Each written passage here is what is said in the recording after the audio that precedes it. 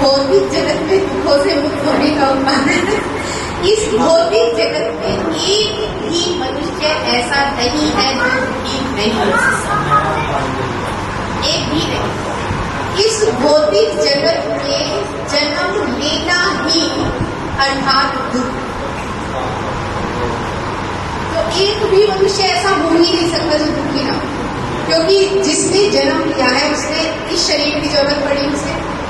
अगर शरीर की जरूरत पड़ी तो शरीर के अंदर बहुत सारी बीमारियां पहले से, बहुत सारी, जो समय आने में प्रकट दिखाई देती।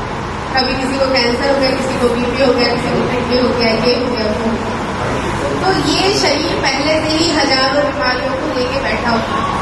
तो जैसे ही इस शरीर में आए, इसका मतलब है कि दुख शुरू हो गए, शरीर के दुख शुरू हो जाएंगे, मन के दुख शुरू हो जाएंगे और बहुत सारे दुख शुरू हो जाएंगे। तो इस पूरे जगत में एक भी मनुष्य ऐसा नहीं है जो कि दुखी ना हो। हाँ, इन दुखों से ऊपर उठने का एक उपाय है, वो ये उपाय है कि ये जान लेना कि मैं मनुष्य ही नहीं हूँ, ये जानना।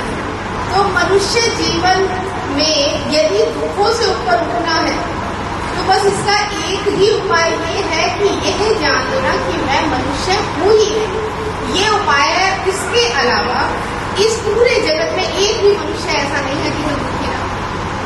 सभी दुखी है। किसी के पास पैसा नहीं है, किसी के पास पैसा है तो शरीर नहीं है, किसी के पास पैसा भी है, शरीर भी है, लेकिन वो मन से दुखी है।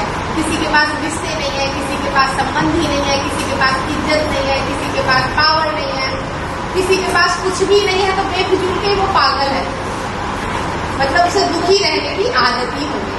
तो मनुष्य सुखी नहीं हो सकता है। मनुष्य का अर्थ है मन से बना हुआ जीव, और मन का अर्थ होता है स्पंदन, गति, परिवर्तन, झंझट, उलझन।